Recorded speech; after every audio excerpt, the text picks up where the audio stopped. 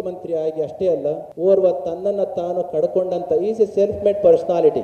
ವಿಗ್ರಹ ಕೆತ್ತೋದಕ್ಕೂ ಮುಂಚೆ ಯಾವ ರೀತಿ ಇತ್ತು ಅಂತ ನಿಮಗೆ ಗೊತ್ತಿದೆ. ಹಲವಾರು ಏಟುಗಳನ್ನ ತಿಂದು ತಿಂದು ತಿಂದು ಸಹಿಸಿಕೊಂಡಂತ ಒಂದು ಕಲ್ಲು ಇವತ್ತು ಪೂಜೆಗೆ ಅರ್ಹವಾಗಿ ದೇವಸ್ಥಾನದಲ್ಲಿ ಎಲ್ಲರಿಂದಲೂ ಕೂಡ ಕೈ ಮುಗಿಸ್ಕೊಳ್ತಾ ಕೊಡ್ತಿದೆ. ಅದೇ ರೀತಿಯಲ್ಲಿ ಬದುಕಿನಲ್ಲಿ ಬರ್ತಕ್ಕಂಥ ಎಲ್ಲ ಬವಣೆಗಳು, ನೋವುಗಳು, ಕಷ್ಟಗಳು, ತಿರಸ್ಕಾರಗಳು, ಹಿಂಸೆಗಳನ್ನು ಸಹಿಸಿಕೊಂಡಂತಹ ಕಲ್ಲು ವಿಗ್ರಹ ಆಗುವ ಹಾಗೆ ವ್ಯಕ್ತಿಯು ಕೂಡ ಪೂಜೆಗೆ, ಅಧಿಕಾರಕ್ಕೆ, ಎಲ್ಲದಕ್ಕೂ ಕೂಡ ಅರ್ಹ ಆಗ್ತಾನೆ.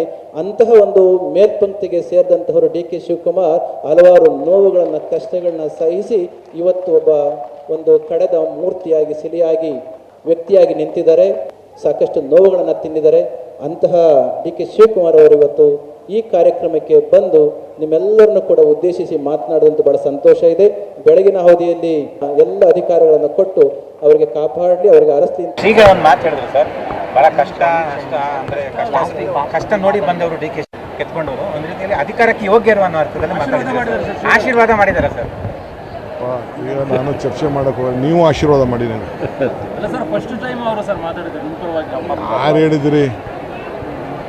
ಈಗ ನೀವು ಮಾಧ್ಯಮದವರು ನನಗೆ ಆಶೀರ್ವಾದ ಮಾಡೋದು ತೇಲಿಸಿ ಬಿಟ್ರು ಅದನ್ನ. ಏನು ರೀಡಿಂಗ್ ಬಿಟ್ವೀನ್ ದ ಲೈನ್ ಅನ್ನಲ್ಲ. ಏನು ನಿರ್ಮಲಾನಂದ ಶ್ರೀಗಳ ಮಾತಿನ ಅರ್ಥ ಮತ್ತು ಸಂದರ್ಭಕ್ಕೆ ತಕ್ಕನಾಗಿ ತಗೊಳ್ಳೋದಾದ್ರೆ ಹೆಂಗೆ ತಗೋತೀರಿ ಇದನ್ನು? ಬಂಡೆ ಉಳಿಯಲ್ಲಿ ಹೊಡೆಸ್ಕೊಂಡು ಮೂರ್ತಿಯಾಗಿ ಪೂಜಿಸಿಕೊಳ್ಳುತ್ತೆ. ಅಷ್ಟು ಏಟು ತಿನ್ನುತ್ತೆ, ಅಷ್ಟು ನೋವು ತಿನ್ನುತ್ತೆ. ಹಾಗೆ ಡಿ ಕೆ ಶಿವಕುಮಾರ್ ಅವರು ಏಟು ತಿಂದಿದ್ದಾರೆ, ನೋವು ತಿಂದಿದ್ದಾರೆ. ಅಧಿಕಾರಕ್ಕೆ ಈಗ ಅರ್ಹತೆ ಬಂದಿದೆ ಅವ್ರಿಗೆ ಅಂತ.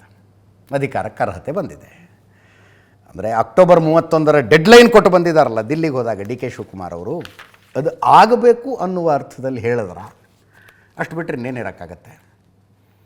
ಈ ಕಾರ್ಯಕ್ರಮ ಮುಗಿಸಿ ಮಠಕ್ಕೆ ಹೋಗಿ ಸ್ವಾಮೀಜಿಗಳನ್ನು ಭೇಟಿಯಾಗಿ ಆಶೀರ್ವಾದ ತಗೊಂಡು ಆ ನಂತರ ಒಕ್ಕಲಿಗ ಶಾಸಕರುಗಳ ಸಭೆಗೆ ಬಂದಿದ್ದು ಡಿ ಕೆ ಶಿವಕುಮಾರ್ ಅವರು. ಈಗ ಸಭೆ ನಡೀತಾ ಇದೆಯಲ್ಲ, ಮಹಾಲಕ್ಷ್ಮೀಪುರಂ ದೇವಸ್ಥಾನದ ಕಾರ್ಯಕ್ರಮ ಮುಗಿಸಿ ಮಠಕ್ಕೆ ಹೋಗಿ ಸ್ವಾಮೀಜಿಗಳ ಜೊತೆ ಚರ್ಚೆ ಮಾಡಿ ಆ ನಂತರ ಇಲ್ಲಿಗೆ ಬಂದರು.